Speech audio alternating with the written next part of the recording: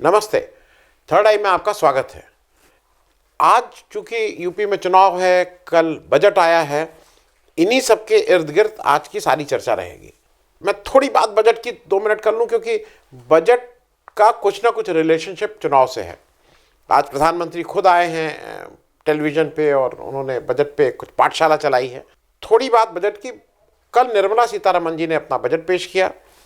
अब अभी तक जो बजट हम लोग समझते थे वो साल भर का लेखा जोखा होता था और उसमें डिटेल्स ऑफ इनकम, कहाँ से पैसा आएगा, कहाँ खर्च होगा, उस साल में ये बताया जाता था। ये अब एक नया तरह का हुआ क्योंकि अभी तक कहा जाता था कि आपको अगले 5 साल में ये मिलेगा, फिर कभी कहा जाता था 3 साल में मिलेगा। अब कहा जा रहा अमृतकाल। 75 साल हो गए आज़ादी के, 100 साल जब आज़ादी के होंगे तो आपको अमृतकाल। तो उसको उन्होंने जिसको ये खुद ही बोलते हैं, उनके गृह मंत्री कहते हैं, जो जुमला है उसको एक्सटेंड कर दिया, उसकी अब मियाद 25 साल और। मैं एक दो छोटी छोटी बातें बताऊं क्योंकि क्यों झूठ बोलते हैं इसका मुझे, जैसे कभी कभी घर में जब आप बहुत छोटे थे बिल्कुल वो, तो एक हरदम लोगों को समझ नहीं आता ये भाई झूठ क्यों बोलते हो, अगर तुम्हें कुछ चाहिए कुछ तो झूठ मत बोलो। लेकिन अगर आदत पड़ी हुई है झूठ बोलने की तो आदमी झूठ बोलेगा। एक छोटा सा मिसाल देता हूं। कहा गया है कि अगले 3 साल में, हालांकि बजट 1 साल का है, लेकिन अगले 3 साल में 400 वंदे भारत एक्सप्रेस चलेंगे। वंदे भारत एक्सप्रेस जो डिज़ाइन हुई थी वो T18 की तरह से हुई थी। मेरे साथी जो सुधांशु मणि आते हैं वो जनरल मैनेजर थे इंटीग्रल कोच फैक्ट्री चेन्नई में, और ये उनकी डिज़ाइन की हुई है। डिज़ाइन डेवलप उन्होंने डिलीवर किया था। मतलब हिंदुस्तान की हिस्ट्री का वन ऑफ द बड़ा लैंडमार्क जो उन्होंने उसको डिलीवर किया। 2 उन्होंने बनाई थी, उसके बाद 2 बन के इस समय ऑपरेटिव हैं। ये पिछले 3 साल का कुल बनने के बाद 3 साल में आपने 2 बना के उसको आज तक चलाया है। अगले 3 साल में आप कह रहे हैं हम 400 और चला देंगे। मतलब ये रेलवे के किसी अधिकारी से बोलिए ये नहीं पॉसिबल है। आप अगर 150 200 भी चला लें, 150 चला लें, वो भी बहुत बड़ा लैंडमार्क होगा अगले 3 साल में। 400 बोल दो। तो मैंने यही कहा 400 की जगह 4000 बोल देना चाहिए था, कुछ भी बोल दीजिए।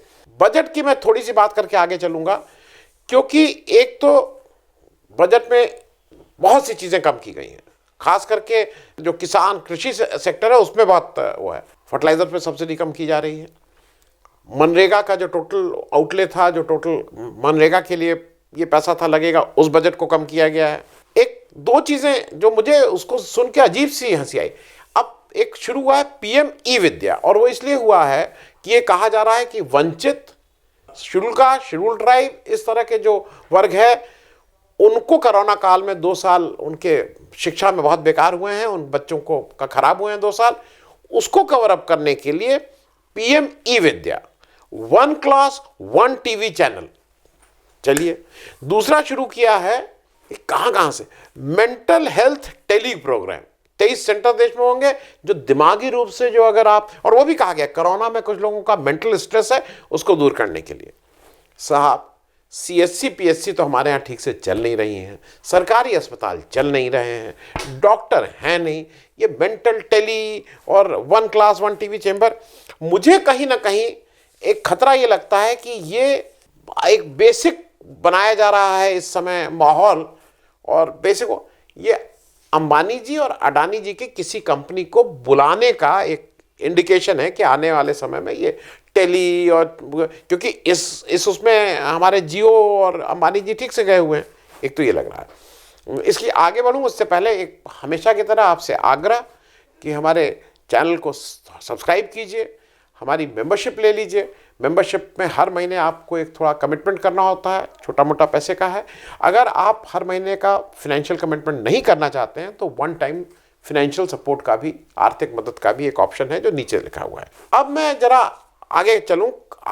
प्राइम मिनिस्टर ने किसान, अच्छा क्योंकि किसानों वाली बात अब थोड़ी कल ही खुलने लगी थी, कल डिस्कशन हो रहा है, तो प्राइम मिनिस्टर को लगा कि नहीं इस पे कुछ बात करनी चाहिए, और उन्होंने आज सुबह 11 बजे राष्ट्र के नाम संदेश नहीं, बीजेपी के नाम संदेश किया। बीजेपी को वालों को उन्होंने अपनी पाठशाला बताई, और उसमें आधे से ज़्यादा समय तक वो केवल किसान किसान किसान की ही बात करते रहे कि ड्रोन होगा और क्या होगा और क्या नहीं होगा। मैं उसमें नहीं जा रहा हूँ, उसमें आपको सुन के अजीब तरह की हंसी आएगी जिस तरह की उन्होंने बातें कर रहे हैं। गंगा के दोनों तरफ 5-5 किलोमीटर में क्या क्या करेंगे। खैर, प्रधानमंत्री के भाषण से 2 बातें बिल्कुल स्पष्ट हो रही हैं। क्योंकि मैं उनके भाषण पे अलग से कोई एक वीडियो बना दूंगा। लेकिन अभी जो जो फौरी तौर पे समझ में आ रहा है कि दो बातें स्पष्ट हैं। एक, वो टीवी पे आए, वो लाइव हुए उन्होंने, लेकिन इस बार देश से बात नहीं की जो उनकी आदत थी। देश भाइयों और बहनों मित्रों, ये नहीं किया। उन्होंने केवल भाजपा से बात की। तो दो चीजें, एक तो आप प्राइम मिनिस्टर हैं, अगर आप बजट पे बोल रहे हैं तो मेरे हिसाब से आपको पूरे देश से बात करनी चाहिए थी। लेकिन मैं ये भी भूल गया कि आप प्राइम मिनिस्टर से ज्यादा बीजेपी के वोट दिलाने वाले रोल में आपको रहना ज्यादा अच्छा लगता है। तो आपको शायद इस समय लगा कि इलेक्शन चल रहा है तो प्राइम मिनिस्टर तो ठीक है, पहले बीजेपी का मैं अपना पूरा काम कर लूं, प्राइम मिनिस्टर तो सेकेंडरी है। तो आपने बीजेपी के को ही सिर्फ एड्रेस किया, पूरे देश को नहीं किया। एक कारण और हो सकता है, मतलब एक दो कारण जो मैं इसमें अटकलें लगा रहा हूं, या आपको यह लगता है कि अब लोग देश में आपकी बातें सुनते सुनते पक गए हैं। अब लोगों को लगता है कहां से कहां ये, क्योंकि वो थाली ताली आप क्या क्या किए थे याद है ना। तीसरा, मुझे ये लगता है कि आप खुद ही कन्विंस हैं कि इस देश में भाजपा में ही केवल राष्ट्र प्रेमी लोग हैं और बाकी सारे राष्ट्रद्रोही हैं। तो राष्ट्रद्रोहियों से क्या बात करना। चलिए अब यूपी इलेक्शन की बात कर लें थोड़ा। यूपी इलेक्शन में दो तीन चार चीजें हो रही हैं जिससे वो नहीं, अच्छा हाँ, इसके पहले मैं खत्म करूं, मैं एक जरा यूपी टाइप बात जरूर करूंगा, क्योंकि वो मुझे ऐसा लगता है कि यूपी वालों का थोड़ा इस तरह की टिप्पणी अगर केंद्रीय मंत्री ने की है तो उसका कोई एक्सप्लेनेशन होना चाहिए। खैर, सबसे पहले उत्तर प्रदेश में ये जब इलेक्शन हो रहे हैं 403 सीट में, साथ में 36 एमएलसी की सीटों का, विधान परिषद की लोकल बॉडीज के द्वारा जो चुन के आते हैं उनका भी इलेक्शन साथ कर दिया जा रहा है। पहली बार इतने बड़े स्केल पे इस इलेक्शन के दौरान ही किया जा रहा है। कारण दो ही हो सकते हैं। एक कारण ये हो सकता है क्योंकि जो लोकल बॉडीज इलेक्शन होते हैं, जिस तरह से पावर प्रशासन का मिसयूज किया गया था, भयंकर ढंग से अब्यूज मिसयूज भी नहीं अब्यूज किया गया था अभी पंचायत के चुनाव में, बीजेपी को लगता है कि चूंकि अभी सत्ता है, अभी वो सरकार उन्हीं की है, तो उसके माध्यम से वो इस 36 सीट में कुछ कर लेंगे। दूसरा, मुझे ये भी लगता है पॉलिटिकली बहुत से लोग गुस्सा हो रहे हैं, कोई इधर भागा जा रहा है, कुछ उधर भागा जा रहा है, तो उनको जरा संभालने के लिए एक रास्ता और है कि भाई 36 सीट और है, यहाँ नहीं तो यहाँ कर लीजिए, कुछ इस तरह की भी बात हो सकती है। यूपी इलेक्शन में मुझे कुछ चीजें देख के, क्योंकि बीजेपी का जिस तरह का डेस्परेशन दिखाई दे रहा है, उससे स्थिति बिल्कुल साफ है कि बीजेपी बहुत सॉलिड ग्राउंड पे नहीं, थोड़ी हालत पतली है। जैसे टिकट डिस्ट्रीब्यूशन को लेके आज तक आपकी पूरी लिस्ट नहीं आई है। आप तो 303 एमएलए की पार्टीज थे, 325 बल्कि आपके सहयोगियों के साथ। आपको अगर कुल करना था तो 78 नए लोगों को देखना था। आपने आज तक लिस्ट नहीं निकाली, आपने आज तक मैनिफेस्टो नहीं निकाला। 10 तारीख को पहला वोट होने जा रहा, आपका बीजेपी का मैनिफेस्टो ही नहीं है। अब आप अगर कहिए वो 25 साल वाला कोई मैनिफेस्टो आप निकाल देंगे तो बात अलग है। जैसे टिकट डिस्ट्रीब्यूशन को लेके मैं बात कर लूं, अभी लखनऊ की बात कर लूं। लखनऊ में 4 तारीख को नॉमिनेशन की आखिरी दिन है। कल रात में बीजेपी की लिस्ट आई है और उस बीजेपी की लिस्ट अगर आप देखिए, 9 लखनऊ शहर से 9 विधानसभाएं हैं। उन 9 विधानसभा में 3 विधानसभा में उन्होंने जो जीता था कैंडिडेट, उसी कैंडिडेट को रिटेन किया है। जया देवी जी मलियाबाद, नीरज वोरा साहब और आशुतोष टंडन साहब, इनको अपने अपने क्षेत्र अपनी अपनी जगह से रिटेन किया गया है। बाकी ब्रिजेश पाठक साहब को जो जीते थे दूसरी जगह से, उनको शिफ्ट किया गया है अब कैंट में, वो कैंट शिफ्ट हो गए हैं। नए कैंडिडेट, बाकी 5 सीटों पे नए कैंडिडेट आए हैं। सिटिंग विधायक अरविंद त्रिवेदी जी का टिकट कटा, स्वाति सिंह जी जो आपकी मंत्री थी उनका टिकट आपने काटा, सुरेश कुमार श्रीवास्तव का टिकट आपने काटा, सुरेश तिवारी का आपने टिकट काटा। तो इस उसके साथ थोड़ी ओहापोह है। सीतापुर में आप पढ़ ही लीजिए, सीतापुर में आपकी पार्टी में बगावत हो रही है। एक और इंपॉर्टेंट आपको इंफॉर्मेशन दे दूं, अपर्णा यादव जी जिसको इतने गाजे बाजे के साथ लाया गया था, ऐसा कहा जा रहा है कि उनको कोई लखनऊ से टिकट मिला नहीं, तो अगर आप उनको इलेक्शन का टिकट नहीं दे रहे थे तो उनको ले किस लिए गए थे? 2024 का इलेक्शन तो बहुत दूर है, क्यों ले गए थे? कुछ खबर ये भी है कि वो वापस आना चाहती हैं, लेकिन अब मालूम नहीं उस खबर में कितनी सच्चाई है।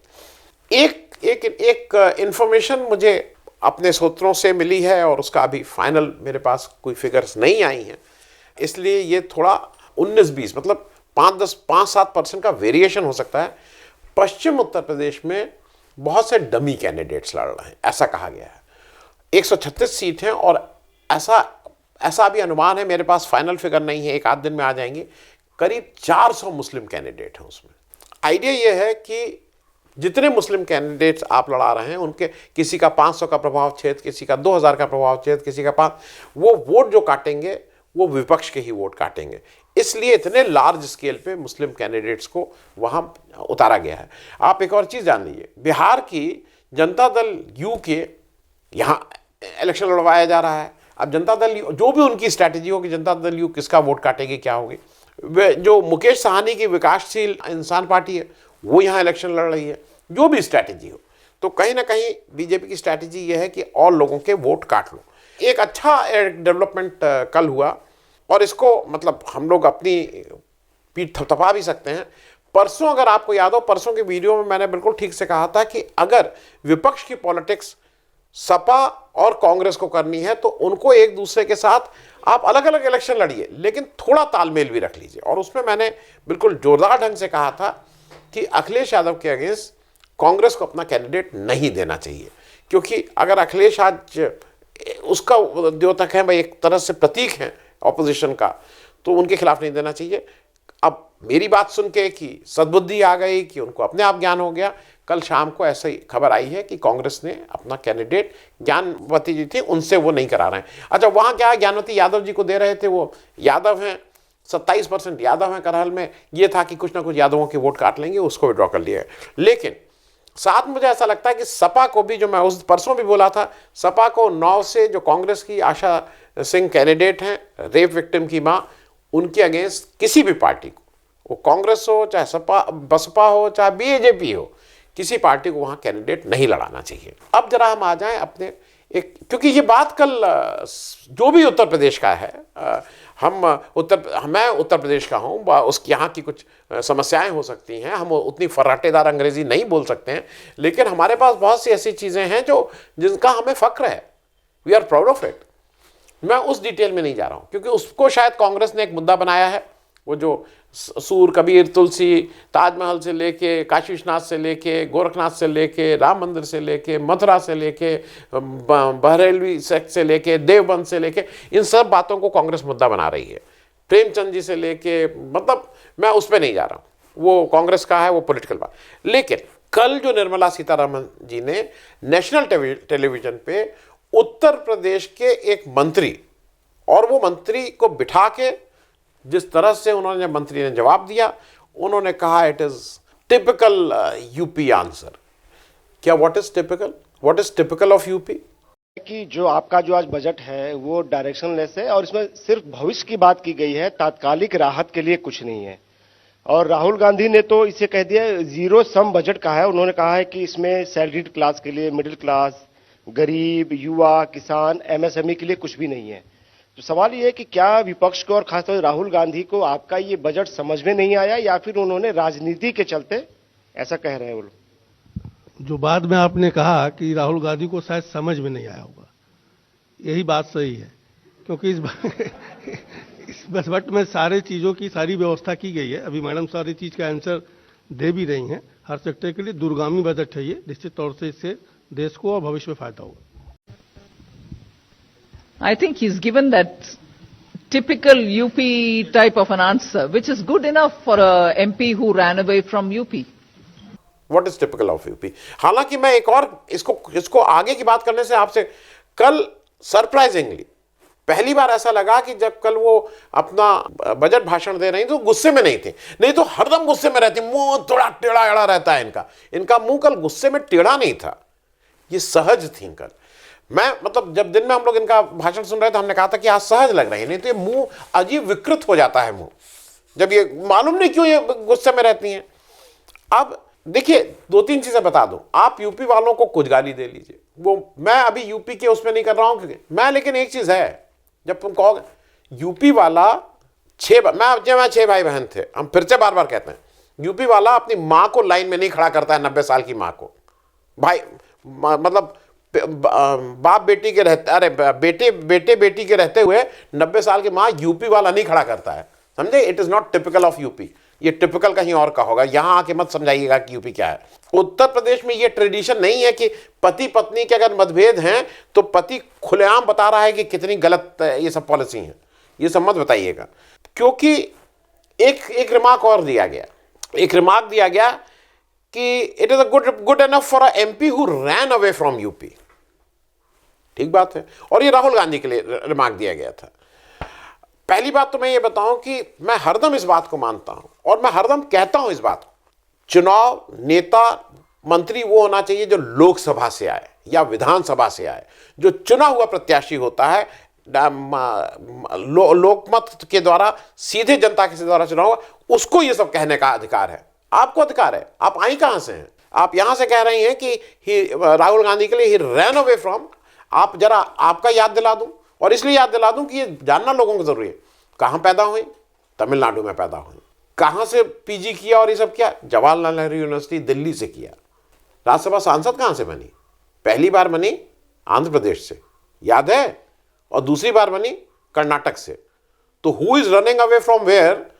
Don't teach anyone. ये मत बताइए। दूसरा, मैं ये इस बात को इसलिए कह रहा हूं क्योंकि ये चीजें, ये देश में एक है।